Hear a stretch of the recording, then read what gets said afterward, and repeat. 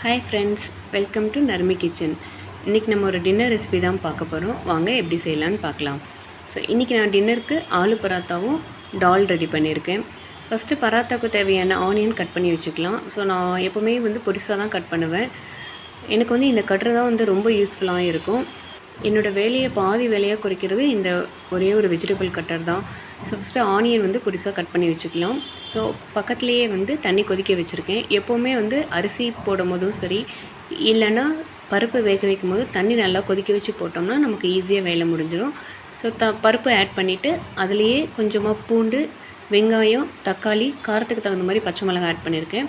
So இது பருப்பு பொங்கி வராமல் இருக்கிறதுக்காக கொஞ்சமாக விளக்கெண்ணெய் யூஸ் பண்ணுறேன். விளக்கெண்ணெய் மோஸ்ட்லி நம்ம எதுலேயுமே யூஸ் பண்ண மாட்டோம். இந்த மாதிரி பருப்பு வேக வைக்கும் போதோ அப்படி இல்லைன்னா மட்டன் குழம்புக்கும் இந்த மாதிரி யூஸ் பண்ணுங்கள். ஸோ இது ரொம்ப ஹெல்த்தியும் கூட. அதுலேயே மிளகு, சீரகம் போட்டுக்கலாம். காரத்துக்கு தகுந்த மாதிரி நான் மொளோடி போட்டிருக்கேன், குழம்பு மொளோடி தான் போட்டிருக்கேன். இதெல்லாம் ஒன்றா மிக்ஸ் பண்ணிக்கோங்க. ஆல்ரெடி உருளைக்கிழங்கு பாயில் பண்ணி வச்சுருக்கேன். ஸோ 3 உருளைக்கிழங்கு நல்லா ஒரு பவுலில் மிக்ஸ் பண்ணிக்கோங்க. ஸோ அதில் நம்ம பொடிசாக கட் பண்ண வெங்காயம் ஆட் பண்ணிக்கலாம். நம்ம காரத்துக்கு தகுந்த மாதிரி வரமிளகாத்தூள், ஏன்னா குழந்தைங்க சாப்பிடும்போது பச்சை மிளகாலாம் ஆட் பண்ணால் வாயில் தட்டுப்படும். அதனால் நான் வரமிளகாத்தூள், கொஞ்சமாக கரம் மசாலா, வீட்டிலே அரைச்ச கரம் மசாலா, முக்கியமாக பெருங்காயத்தூள் ஆட் பண்ணிக்கோங்க. ஸோ இதெல்லாம் ஆட் பண்ணி நல்லா கலந்து வச்சுருங்க. ஸோ இப்போ பருப்பு நமக்கு நல்லா வெந்திருக்கு. இதுக்கு கடைசியாக உப்பு ஆட் பண்ணி ஒரு தாளிப்பு கொடுத்துடலாம். தாளிக்கிறதுக்கு நான் நல்லெண்ணெய் தான் யூஸ் பண்ணியிருக்கேன். ஸோ இது நம்ம கடைஞ்சி விடலாம் வேண்டாம், ஏன்னா ஆல்ரெடி நல்லா மசிஞ்சனால நம்ம கடைய வேண்டாம்.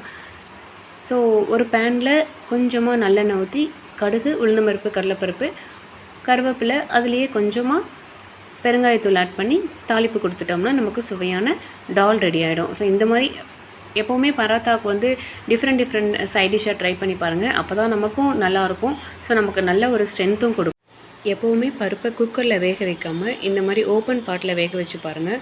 அதனுடைய சுவையும் மனமும் சூப்பராக இருக்கும். ஒரு தடவை ட்ரை பண்ணி பாருங்கள். எனக்கு எப்படி இருக்குதுன்னு சொல்லிவிட்டு கமெண்ட் பண்ணுங்கள்.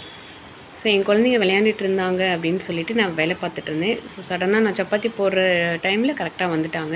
ஸோ அவங்கள வச்சுட்டே தான் நான் சப்பாத்தி போட்டுட்ருந்தேன். முதல்ல எப்பவும் போல் மாவு நல்லா பிசைஞ்சுக்கோங்க. பிசையும் போது நல்லா அழுத்தம் கொடுத்து பிசைங்க. ஸோ நம்ம எந்த அளவுக்கு அழுத்தி பிசைகிறோமோ அந்தளவுக்கு தான் சப்பாத்தி சாஃப்டாக இருக்கும். ஸோ இதில் ஒரு சிலர் தயிர் அப்படி இல்லைனா பால் கூட ஆட் பண்ணலாம். நான் இன்றைக்கி எதுவுமே ஆட் பண்ணல, வெறும் கோதுமை மாவு தான். வீட்டில் அரைச்ச கோதுமை மாவுனாலும் ரொம்ப சாஃப்டாக இருக்குது. ஸோ முடிஞ்ச வரைக்கும் வீட்டில் அரைச்சி கோதுமை மாவு யூஸ் பண்ணுங்கள்.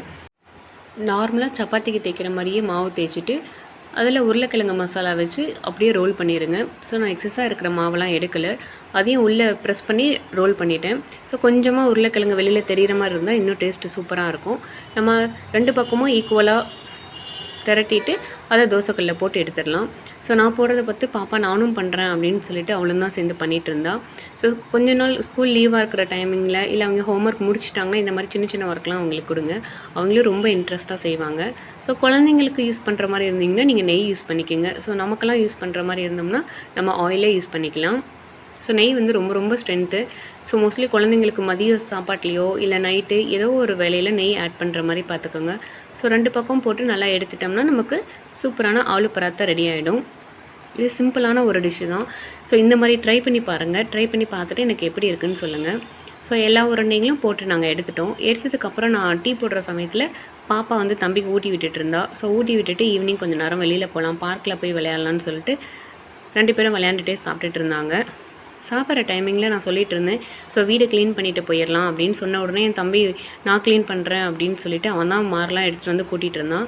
அதுக்கப்புறம் பாப்பா இல்லை நான் பண்ணுறேன் அப்படின்னு சொல்லிட்டு 2 பேருமே மாற்றி பண்ணிகிட்டு இருந்தாங்க.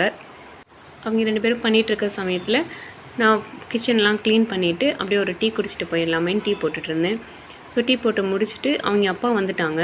ஸோ வரும்போது அவங்க அப்பா உள்ளே, நாங்கள் அப்பார்ட்மெண்ட்டில் இருக்கோம், அவர் உள்ளே வரும்போதே ஒரு ஹாரன் கொடுத்துட்டு தான் வருவார். ஸோ அந்த ஹாரன் சவுண்ட் 2 பேர்த்துக்குமே நல்லா தெரியும். ஸோ ஹாரன் கொடுக்கும்போது 2 பேருமே போயிட்டு நான் போய் பார்க்குறேன் அப்படின்னு சொல்லிட்டு வேகமாக போய் பார்த்துட்டு இருந்தாங்க.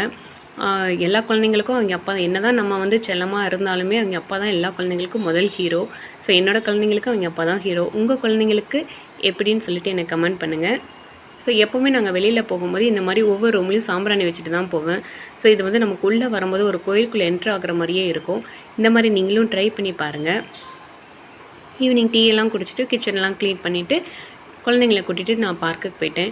ஸோ கொஞ்சம் நேரம் பார்க்கில் அவங்களோட விளையாண்டுட்டு இருக்கும்போது கொஞ்சம் நேரம் வாக்கிங் போகிறது, இல்லைனா மியூசிக் கேட்குறது, அந்த மாதிரி தான் டைம் ஸ்பெண்ட் பண்ணோம் ஈவினிங். ஸோ போயிட்டு வந்ததுக்கப்புறம் நான் ஈவினிங் தம்பி சாப்பிட்டனால நைட் அவன் சரியாக சாப்பிடல. ஸோ நான், பாப்பா, ஹஸ்பண்ட் 3 பேர் தான் சாப்பிட்டோம். தம்பி கொஞ்சம் நேரம் டிவி பார்த்து டான்ஸ் ஆடிட்டு இருந்தான். ஸோ நாங்கள் சாப்பிட்டு முடிச்சுட்டு ரிமைனிங் பாத்திரம்லாம் க்ளீன் பண்ணிவிட்டு ஆஸ் யூஷுவல் நாங்கள் பெட்டுக்கு போயிட்டோம்.